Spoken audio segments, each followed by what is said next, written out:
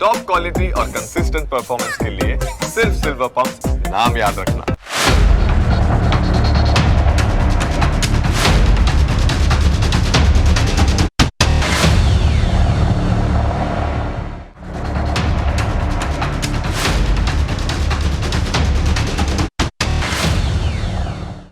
હવે અમે અગ્નિવીરો વિશે વાત કરીશું. તેમની 4 વર્ષની સેવા પર કટાક્ષ કરવામાં આવ્યો હતો. તેમની ક્ષમતા, દેશભક્તિ અને ભવિષ્યને લઈને સંસદથી લઈને સડક સુધી સવાલો ઉઠાવવામાં આવ્યા હતા. ઓપરેશન સિંદૂર વખતે આ જ અગ્નિવીરો દેશની ઢાલ બન્યા. લગભગ 3000 અગ્નિવીરો ઓપરેશન સિંદૂર વખતે યુદ્ધના મેદાનમાં હતા.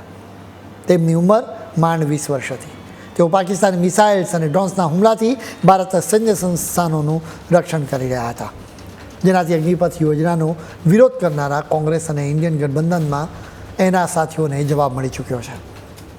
સવાલ એ છે કે શું હજી પણ ઇન્ડિયા ગઠબંધનને અગ્નિપથ યોજના સામે વાંધો છે? ઇન્ડિયા ગઠબંધનના નેતાઓએ અગ્નિવીરોને કોન્ટેક્ટ સૈનિકો કહ્યા હતા. તમને યાદ હશે કે 2024ની લોકસભાની ચૂંટણીમાં પણ આ એક મુદ્દો રહ્યો હતો. બલકે આ યોજનાની શરૂઆત થઈ ત્યારે ભારે વિરોધ થયો હતો. કેન્દ્ર સરકારે સેનામાં જવાનોની ભરતી માટે અગ્નિપથ યોજનાની જાહેરાત કરી હતી. આ યોજનામાં આર્મી, નેવી, એરફોર્સમાં 4 વર્ષ માટે યુવાનોને કોન્ટ્રાક્ટ પર ભરતી કરવામાં આવે છે.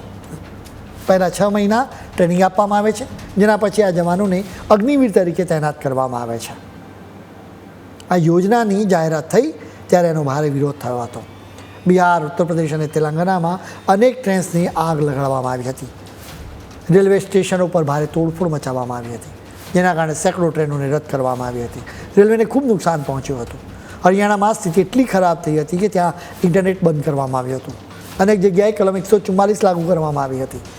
ઉત્તર પ્રદેશમાં લોકો રસ્તા પર ઉતરી આવ્યા હતા. આ રાજ્યમાં વિદ્યાર્થીઓએ દિલ્હી કૂચની જાહેરાત પણ કરી હતી. રાજસ્થાનમાં પણ લગભગ એવી જ સ્થિતિ હતી.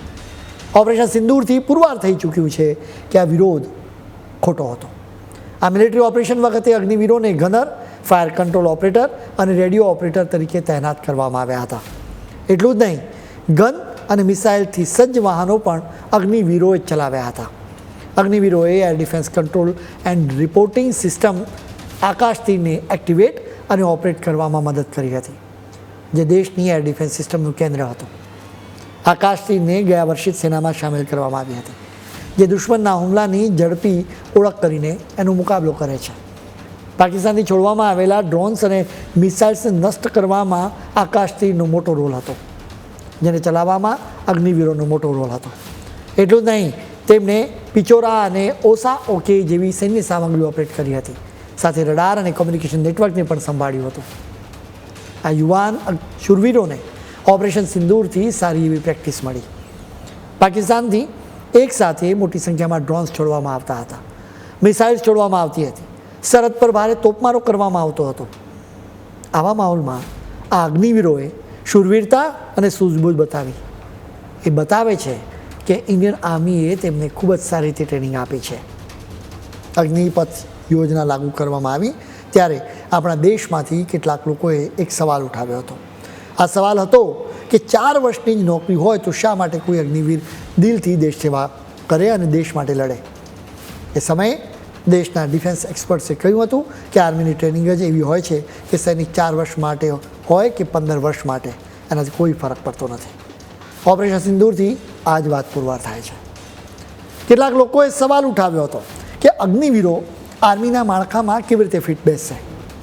હવે એનો જવાબ પણ મળી ગયો છે. અગ્નિવીરોના પરફોર્મન્સની ચિંતા કરવાની જરૂર નથી, કેમ કે બધો આધાર લીડર પર હોય છે. આપણી સેનાના સમજુ લીડર્સના કારણે જ અગ્નિવીરો અને રેગ્યુલર સૈનિકોની વચ્ચે ખૂબ જ સારું સંકલન જોવા મળ્યું હતું. હવે અગ્નિપથ યોજનાની કેટલી વિગતો જાણવી જરૂર છે. અગ્નિપથ યોજના હેઠળ 17.5થી 21 વર્ષની વ્યક્તિઓની સેનામાં ભરતી થાય છે. અગ્નિવીરોને પહેલાં વર્ષે 4.76 લાખ રૂપિયાનો વાર્ષિક પગાર મળે છે. તેમના ચોથા વર્ષે 6.92 લાખ રૂપિયાનો વાર્ષિક પગાર મળે છે. 48 લાખ રૂપિયાના વીમા કવરનો લાભ પણ મળે છે. ઉપરાંત ફરજ દરમિયાન અગ્નિવીરે પોતે શહીદ થાય તેના પરિવારને 44 લાખ રૂપિયાનું વળતર આપવામાં આવે છે. 4 વર્ષ બાદ તેમને સેવાનિધિ પેકેજ તરીકે 11.71 લાખ રૂપિયા આપવામાં આવ્યા છે. ઓપરેશન સિંદૂર વખતે દેશનું રક્ષણ કરનારા અગ્નિવીરોને સલામ છે. તેઓ આગની પરીક્ષામાં પાસ થઈ ગયા છે.